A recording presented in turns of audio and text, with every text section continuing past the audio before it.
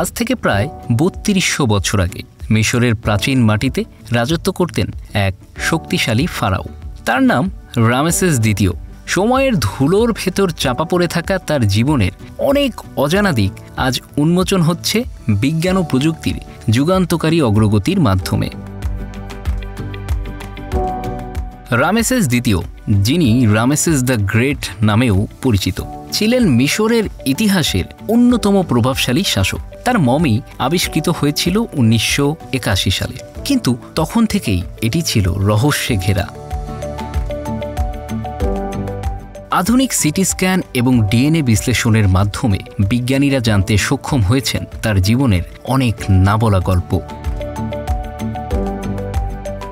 গবেষণার ফলাফলে দেখা গেছে রামেসেস দ্বিতীয় ছিলেন অস্বাভাবিক লম্বা।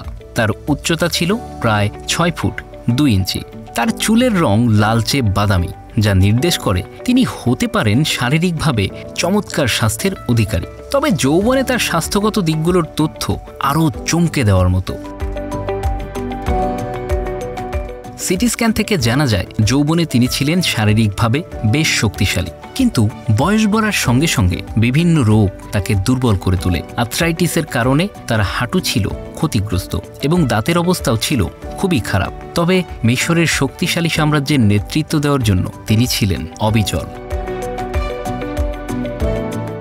রামেসেস দ্বিতীয়র যৌবনকাল ছিল এক বিশাল সাম্রাজ্য গড়ার সময়। তার শাসনামলে কার্নাক মন্দির এবং আবু সিম্বেল মন্দিরের মতো অবিশ্বাস্য স্থাপত্য তৈরি হয়েছিল। হিট্টাইটদের সঙ্গে বিখ্যাত কাদেশ যুদ্ধেও তিনি সাহসিকতার পরিচয় দিয়েছিলেন।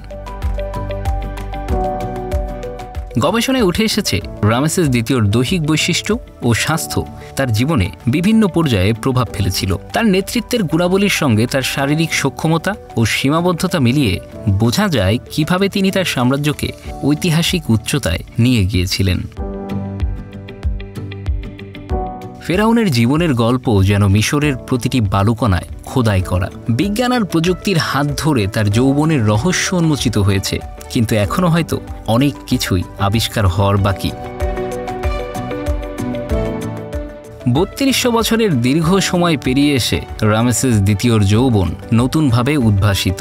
মিশরের এই শাসক শুধু ইতিহাস নয়, আধুনিক বিজ্ঞান এবং মানব সভ্যতার জন্য এক অনন্ত রহস্যের উৎস। Bangla affairs news desk.